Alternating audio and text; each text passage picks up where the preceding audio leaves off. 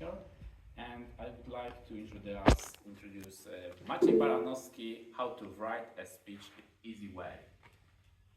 Maciej Baranowski. Big applause.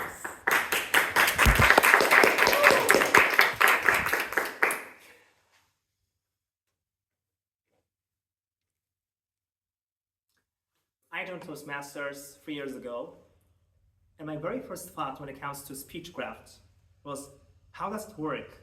Am I supposed to grab a pen, a piece of paper, and just write a speech like a stream of consciousness, like in a kind of modernist novel? What is actually in my mind? I would have to tell you I was kind of petrified, not sure and anxious how to actually write a speech. Like putting all the stream of consciousness on a piece of blank paper. Tell me, have you ever been there? Writing some kind of, project, even if maybe for our newcomers here, like you really didn't want how to start doing it. Have you been there? Yeah? Yes, I can safely assume yeah, of course. Marta, would you like to elaborate on that? No. You were so convinced, okay. But I did that. It can be very challenging at Toastmasters when you came here for the very first time and you're supposed to deliver a speech, like Artur's delivered today, the icebreaker. Pretty good, congratulations on that. And you don't know how to start. So today I would like to share my experience, what I've learned when it comes to speechcraft. So I would advise you to make some notes possibly, also mental notes, and also in the piece of paper. And hopefully we'll learn together 3 pillars of a good speech, how to write a speech, okay? First important pillar, it starts with an A, is the audience awareness. Audience awareness. Let me put it on our whiteboard. Audience awareness. Any idea, what can it be actually, audience awareness? When you take a look at the Toastmasters evaluation card, because we are supposed to have those cards when you evaluate a project, there is this part, audience awareness, language, vocal variety, body language, and so on and so forth. Audience awareness, any ideas, anybody?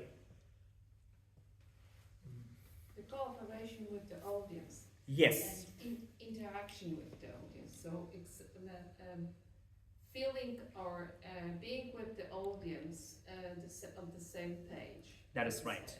So basically, if you are supposed to present this speech for the Toastmasters Club, like imagine about your icebreaker, your very first speech at Toastmasters, or any kind of project you want to have here. Will you discuss like rocket science here? Or something which is totally your cup of tea, but not necessarily people who are listening to you? What do you think? Will you? Or not really? I wouldn't actually go for that, yeah? To create the audience awareness, you try to find a topic that of course is yours, it's about you, but also resonates with the audience. Like, let me use the example of the speech of Artur today, okay? We had discomfort through comfort, yeah? Or vice versa. Something we can resonate because we experience discomfort in life, don't you think? Yeah, in many aspects, job, Toastmasters, relationships, dates, and so on and so forth, yeah? So basically this topic creates something very important. It builds up the connection of a speaker with the audience, okay? We talk about problem which is universal and can resonate with us, okay? So it is the first step of the audience awareness. Think about something which will interest the majority of people, okay? Of course, there always will be somebody who will be like, oh, it's not my cup of tea. But at least most people will resonate with your message, okay? So think about something universal we can actually use in your speech, okay? And also, once you get it, maintain this bond with your audience by what means? What can we do to maintain the audience awareness during the speech when you perform? Interact with the audience. Yes, Actually, interactions. that's what you have to make at the moment. Of course, questions. Once you find something relatable, some topic we can relate to that resonates, you can also maintain your interactions with the audience. And this is the first thing. In your speech, you can place questions. At the beginning, to attract the attention. At the end, to make people reflect upon. And also in the middle, to maintain the engagement. Okay? So, relevant topic and questions that will make it interesting to listen to, okay? This is the audience awareness in a brief. It's a very, I would say, huge part of speechcraft, but it's very important, okay? So think about the problem and maintain the engagement. Second aspect is very important, is the purpose. Every single speech should have, oh my gosh, clear purpose, okay? Clear purpose, and only one purpose. Not two, not twice. One takeaway we can all memorize. Why do you think it's only one? Come on, let's go. It's easier to follow. Easier to follow. It's also the part of the audience awareness that we are not focused on two meanings, on two key messages, but only on one, okay? And if you have a story from your life, we call it a purpose. Second, purpose. If you have a story from your life, like for example, I had a story about me learning English, I was the worst student, but I made it. I overcame lots of adversaries, obstacles, and I finally got my degree, okay? And now my video, when I'm basically getting with my graduation diploma, is viral on TikTok, by the way. I'm so happy about it. Anyway, okay. So, I told my story about a student who was trying to face some obstacles and made it. And I used my personal story and created one purpose. Don't give up despite failures. Okay? Sounds cliche, but it is a message that resonates with lots of people, but also is the message that comes out of my story. So if you have a nice story in your life about what you have achieved, for example, Arthur, comfort to discomfort, yeah? You can use your story, create one purpose, one message from the story, and you got the purpose of your speech. Okay? So take any story from your life. If you cannot come up with something or you don't want to share something with people, it's okay. You can use a story from today.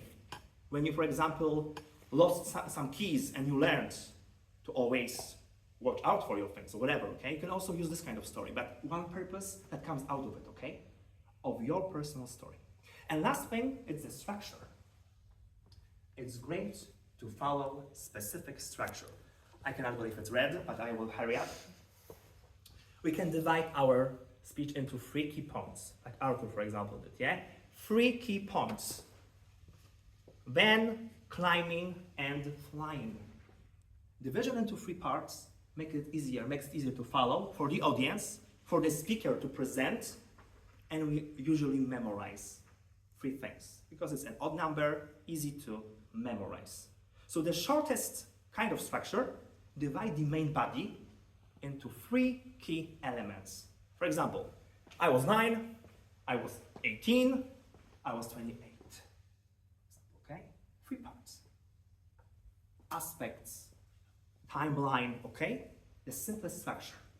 All things considered, a good speech is not that hard to write, okay?